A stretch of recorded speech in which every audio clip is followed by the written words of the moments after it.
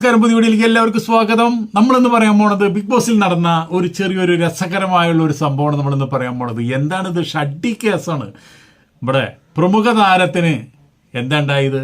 പ്രമുഖ താരം നമ്മുടെ നെവിൻ്റെ ഷഡ്ഡി കണ്ടു.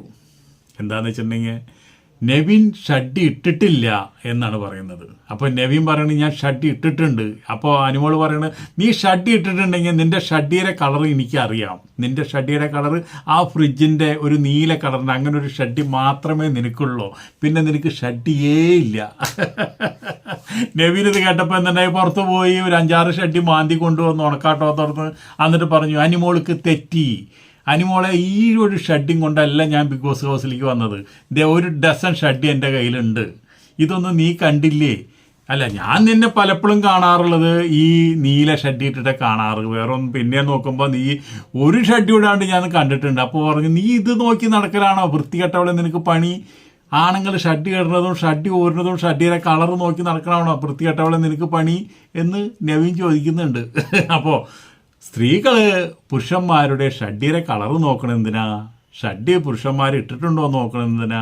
നിങ്ങൾ ഇട്ടിട്ടുണ്ടോ നോക്കിയാൽ പോരെ. പുരുഷന്മാർ ചിലപ്പോൾ ഷഡ്ഡി ഇടാണ്ടിരിക്കും, ഷഡ്ഡി ഇട്ടും.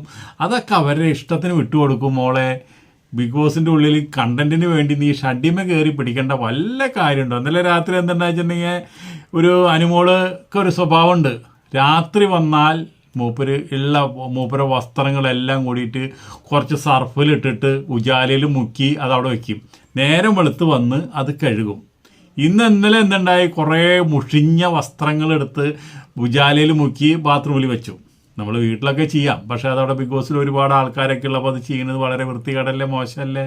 നേരം വെളുന്ന് വന്ന് നോക്കിയപ്പോൾ നമ്മുടെ കുലസ്ത്രീയെ നമ്മുടെ ലക്ഷ്മി വന്ന് നോക്കിയപ്പോൾ എന്തുണ്ട്, അവൾക്ക് കുളിക്കാൻ ബക്കറ്റില്ല. ബക്കറ്റിൽ മുഴുവൻ അഴുക്ക് തുണികൾ അഴുക്കാക്കി വെച്ചിരിക്കുക. അവളാന്ന് വെച്ചിട്ടുണ്ടെങ്കിൽ ഇവൾക്ക് ഇതൊക്കെ കാണുന്നത് വളരെ തലയ്ക്ക് പിരിപിടിക്കുന്ന കേസാണ്. അവളെന്താ ഇതിനു മുമ്പ് ആരും അലക്കി തേച്ച് വെച്ചിട്ടുണ്ടായിരുന്ന ഷർട്ട് എടുത്തിട്ട് ഒറ്റ തോരിക്കറിഞ്ഞ ആളാണ്. ഇത് കണ്ടപ്പോൾ മൂപ്പർക്ക് കണ്ടംകാളി ഇളകി. മൂപ്പർ എന്താ വെച്ചിട്ടുണ്ടെങ്കിൽ ആ തുണിയെല്ലാം എടുത്ത് ബാത്റൂമിൽ ഇട്ടു, എന്നിട്ട് ബക്കറ്റ് എടുത്തുകൊണ്ടുപോയി. അനുമോൾ വന്ന് നോക്കിയപ്പോൾ എന്തുണ്ട്, മൂപ്പര് ഇന്നലെ നനച്ച് വെച്ചാൽ തുണിയൊക്കെ ഉണ്ട് നേരിട്ട് നിലത്ത് കിടക്കണം, ബാത്റൂമിൽ കിടക്കണം, ആ ചളിയിലാണ് കിടക്കുന്നത്. ഇത് കണ്ടോട് കൂടിയിട്ട് ക്യാപ്റ്റൻ ഓടിവായോ എൻ്റെ തുണിയൊക്കെ ഇതെടുത്ത് ആരോ എടുത്ത് വലിച്ചു വലിഞ്ഞു കഴിഞ്ഞിരിക്കുന്നു, ഇത് രശ്മിണി ചെയ്തതെന്ന് പറഞ്ഞു. അപ്പോൾ സാബുമേ വന്നിട്ട് പറഞ്ഞു എന്താ പ്രശ്നം? എൻ്റെ തുണിയൊക്കെ ഇതേ അടുത്ത് നിലത്തിട്ടു, ബക്കറ്റ് കാണാനില്ല, ആരത് ചെയ്തത്? ലക്ഷ്മിയാണ് ചെയ്തത്. അപ്പോൾ സാബുമേൻ പറഞ്ഞു എന്താണ് പ്രശ്നം എന്ന് വെച്ചിട്ടുണ്ടെങ്കിൽ ഇന്നലെ രാത്രി നമുക്ക് അങ്ങനെ കഴുകാനുണ്ടെങ്കിൽ രാത്രി തന്നെ കഴുകി വെക്കുക.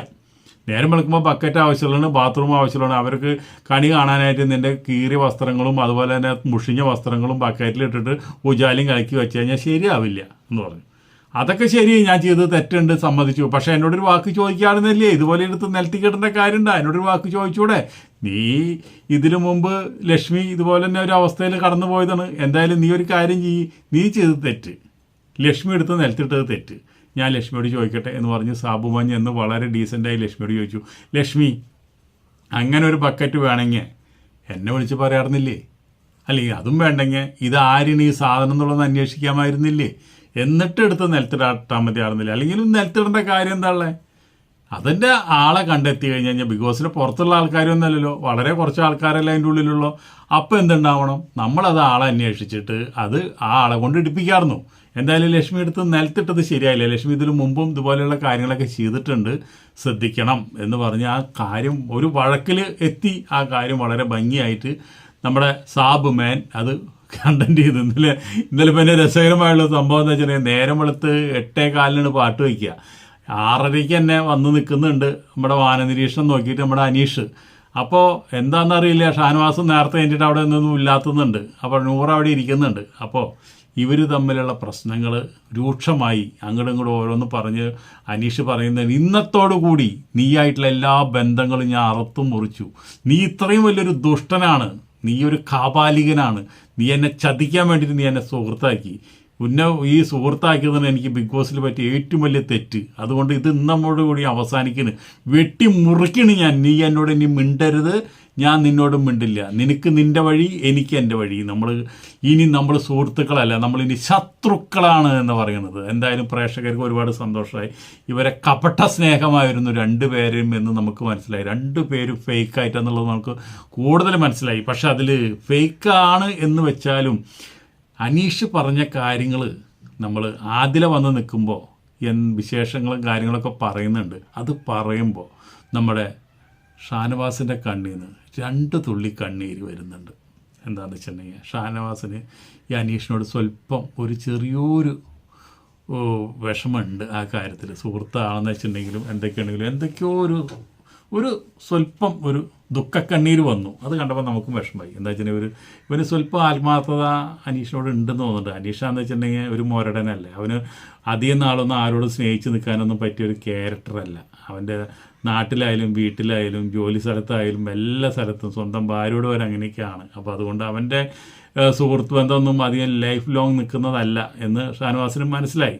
അപ്പോൾ അതിൽ നമുക്ക് ഒന്നും കുറ്റം പറയാൻ പറ്റില്ല. അങ്ങനെ ഇരിക്കുമ്പോൾ നേരത്തെ ഇന്നലെ വേറൊരു സംഭവം ഉണ്ടായത്. എന്താ വെച്ചിട്ടുണ്ടെങ്കിൽ ഈ നവീൻ ഇവളെ കണ്ടു കഴിഞ്ഞാൽ ഭയങ്കര കുരുവട്ടലാണ്.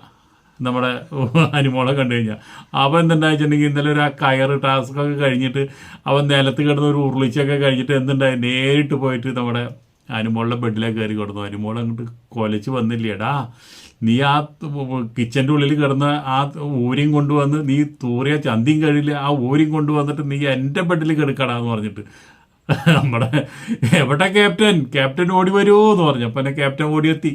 സാബുമാന് നല്ല പണിയാണ്. അപ്പോൾ എത്തിയ വഴിക്ക് പറഞ്ഞു, അതേ എൻ്റെ പ്രൈവറ്റ് പ്രോപ്പർട്ടിയാണിത്, ഈ കട്ടിൽ, ഇതിൻ്റെ ഉള്ളിൽ ഇവൻ ചന്തി എഴാണ്ട് ഇവൻ ഇവിടെ വന്ന് കിടക്കണ്. അപ്പോൾ അതുകൊണ്ട് ഈ ചന്തി എഴാത്ത ഇവനെ ഇവിടുന്ന് എത്രയും പെട്ടെന്ന് ഒഴിവാക്കണം, എൻ്റെ പ്രൈവസി ഇവൻ നഷ്ടപ്പെടുത്തണം, ഇവനെ ഇവിടെ ഇടാൻ പറ്റില്ല എന്ന് പറഞ്ഞു. അപ്പോൾ പറഞ്ഞു, ഡാ നെവിനെ ഒന്ന് ഏറ്റു പോടാ പറഞ്ഞു. അതൊരു സ്ത്രീയല്ലേ, ഒരു പ്രൈവസി കൊടുക്കണ്ട, അവരെ ബെഡല്ല അത്, നീ എന്തിനാണ് ഇവിടെ കയ്യേറി കിടക്കുന്നത്? ഇവിടെ ഒരാൾക്കും പ്രൈവറ്റ് ആയിട്ടുള്ള പ്രോപ്പർട്ടി ഇല്ല. ഇവിടെ എല്ലാം ബിഗ് ബോസിൻ്റെ പ്രോപ്പർട്ടിയാണ്. ഇവിടെ എവിടെ വേണമെങ്കിലും ഞാൻ കെടുക്കും, എന്നെ ഒന്നും ചോദ്യം ചെയ്യാനായിട്ട് ഇവിടെ ആരും ഇല്ല. അതുകൊണ്ടപ്പോൾ സാബുമാന് മനസ്സിലായി ഇത് നടക്കണ കേസല്ല, നെവിൻ്റെ അടുത്ത് ഒരു വിളവും നടക്കില്ല എന്ന് പറഞ്ഞുകൊണ്ട് സാബുമാൻ പോയി. അപ്പോൾ അതിൻ്റെ ഇടയിൽ ഇന്നലെ നല്ലൊരു ക്ലാസിക് ടാസ്ക് വന്നു. എന്താ വെച്ചിട്ടുണ്ടെങ്കിൽ ഊർജം കൂട്ടാനായിട്ട് നമുക്ക് ഒരു ജ്യൂസ് തരും. ആ ജ്യൂസ് കിട്ടി പുറത്തിറങ്ങുമ്പോൾ അവരെന്തിൻ്റെ ജ്യൂസാണ് കുടിച്ചത്, സൂപ്പർ സ്റ്റാറിൻ്റെ ജ്യൂസാണോ അത് പിച്ചക്കാരൻ്റെ ജ്യൂസാണോ എന്ന് അറിയാനായിട്ട്. ആ ടാസ്കിൽ ഇപ്പോൾ നമ്മുടെ അനീഷിന് നിഷ്പ്രയാസം അറിയാവുന്ന ഒരു ആളാണ്, ഒരു നടനാന്നുള്ളത് പെട്ടെന്ന് മനസ്സിലാവും നമുക്ക്. അതേ സ്ഥാനത്ത് ബിഗ് ബോസ് വില പറയാൻ വന്ന ഒരാളായിട്ടാണ് നെവിൻ ചെയ്യുന്നത്. നമുക്ക് ഒരാൾക്കും പോലും അതിൻ്റെ ഉള്ളിൽ ഒരു മത്സരാർത്ഥിക്കും പിടികിട്ടാത്ത ഒരു കഥാപാത്രമാണത്. എല്ലാവരും അതുപോലെ തന്നെ ബിഹേവ് ചെയ്തത്. പക്ഷേ നവീൻ അത് കണ്ടുപിടിച്ചു. അവന് ഭയങ്കര ബുദ്ധി മെമ്മറിയാണ്, സാധാരണ ബുദ്ധി അല്ല അവൻ്റെ കയ്യിൽ, അവൻ്റെ ഒരു മരണ ബുദ്ധി അവത് കണ്ടുപിടിച്ചു. അപ്പോൾ പിന്നെ എന്താണെന്ന് വെച്ചിട്ടുണ്ടെങ്കിൽ ഒരു പാവശാസ്ത്രം എന്ന് പറഞ്ഞിട്ട് ഒരു ടാസ്ക് കിട്ടിയിട്ടുണ്ട്. ആ ടാസ്ക് എന്താ വെച്ചിട്ടുണ്ടെങ്കിൽ കുറേ പാവകളുടെ പെയർ പാർട്സുകൾ ഇങ്ങോട്ട് വരും, അതൊക്കെ ഇവർ നിന്ന് പിടിക്കുക. അങ്ങനെ നിൽക്കുന്ന സമയത്ത് അക്ബറിൻ്റെ മുമ്പിൽ നിൽക്കുന്നത് ആരാണ്? നമ്മുടെ അനുമോളാണ്. അക്ബറാന്ന് വെച്ചിട്ടുണ്ടെങ്കിൽ നല്ല ഹൈറ്റും 6 അടി ഹൈറ്റും അതിനനുസരിച്ച് തടിയുള്ളത്. ഇതാണെന്ന് വെച്ചിട്ടുണ്ടെങ്കിൽ 5 അടി ഹൈറ്റും അതിനനുസരിച്ച് തടിയുമില്ല. അങ്ങനെ നിൽക്കണ ഈ 6 അടി ഹൈറ്റിൻ്റെ ഉള്ളിൽ ഇങ്ങനെ ഒരു ടാസ്കിൻ്റെ കുറച്ച് പ്രോപ്പർട്ടി നോക്കി നിൽക്കുന്ന സമയത്ത് ഒന്നുമില്ലെങ്കിൽ പെണ്ണുങ്ങൾക്ക് ഇത്തിരി അല്ലെങ്കിൽ ഒരു സൈഡിൽ വേറെ മാറി നിൽക്കാം. ഈ അബ്കറിൻ്റെ അടുത്ത് തന്നെ വന്ന് നിൽക്കേണ്ട കാര്യമില്ല. അബ്കർ വയറുകൊണ്ട് ഒരു ഇടി അടിച്ചോടുകൂടി ദേ എടുക്കണം. അവിടെ വന്ന് നിന്നിട്ട് അനുമോള് പേ പേ പേ പേ എന്ന് പറഞ്ഞ് കരയുന്നുണ്ട്. വേറെ ഇതൊക്കെ ഇവളുടെ പട്ടി ഷോ ആണ്. ഇവളൊരു ടാസ്കിൽ പോലും അതിനു മുമ്പ് ആ പന്തിട്ട് കൊടുക്കുന്ന ടാസ്കിൽ ഒരു പരിപാടിയും കിട്ടിയില്ല, ഒരു തേങ്ങയും കിട്ടിയില്ല. അതുപോലെ തന്നെ ഒരു ടാസ്കിൽ ഇവൾക്ക് ഒരു പ്രോഗ്രൻസും ഇല്ല. ഇവളുടെ കയ്യിലുള്ളത് ഇവൾക്ക് ആ നാവില്ലെങ്കിൽ ഇവൾ എന്നേ കുറുക്കാൻ കൊണ്ടുപോയേനെ. ആ നാവും വെച്ച് ഇങ്ങനെ വെറുതെ ചലച്ച് നടക്കാമെന്ന് മാത്രമേ ഉള്ളൂ. 10 പൈസക്ക് കാര്യമില്ല. അതേപോലത്തെ ഒരു കാര്യമാണ്. അപ്പോൾ വയറ് വെച്ചാൽ ഇടിച്ചേ ഞാൻ നിലത്ത് വീണെന്ന് പറഞ്ഞിട്ട് കരച്ചില്ല. അപ്പോൾ ഒരു പട്ടി ഷോ. അവിടെ തോൽക്കും, അവിടെ ഒരു 10 കിട്ടില്ല, ഒരു ചുക്കും ചുണ്ണാമ്പും കിട്ടില്ല എന്ന് പറഞ്ഞപ്പോൾ അവിടെയും പട്ടി ഷോ. അപ്പോൾ ഇങ്ങനെയുള്ള കാര്യങ്ങളൊക്കെ കളിച്ചിട്ട് ഇവൾക്ക് ഇവിടെ നിന്ന് കപ്പ് കിട്ടുക, അതാണ് ഞാൻ ചോദിക്കുന്നത്. അപ്പോൾ കപ്പിനൊക്കെ നമുക്ക് വേറെ ആളെ കണ്ടെത്തണം, അതുവരെ ഇരിക്കുക. പിന്നെ ഈ ഒരു കാര്യം പറയാതിരിക്കാൻ പറ്റില്ല. നമ്മൾ ഈ വോട്ടിംഗ് പാറ്റേൺ വരുന്നുണ്ട്. പലരും അൺഒഫീഷ്യൽ വോട്ടിംഗ് എടുത്തിട്ട് കൊണ്ട് കണ്ടമാനം ചാനലിൽ ഇങ്ങനെ വരുന്നുണ്ട്.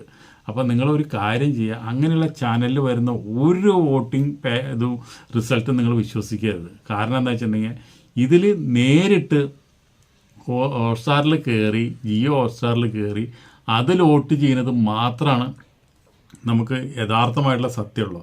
ഇപ്പോൾ ഇത്രയും നാൾ ഇവർ വോട്ടിൻ്റെ റിസൾട്ട് പറഞ്ഞ ഒന്നും സത്യമല്ല. എപ്പോഴോ ഒരെണ്ണം ഒന്നോ രണ്ടോ ശരിയായി, ഒരു ചക്കിയിട്ടപ്പോൾ ഒരു മുയലിനെ കിട്ടിയെന്ന് വിചാരിച്ച് ഇടുന്ന ചക്കയൊക്കെ മുയലിനെ കിട്ടില്ല.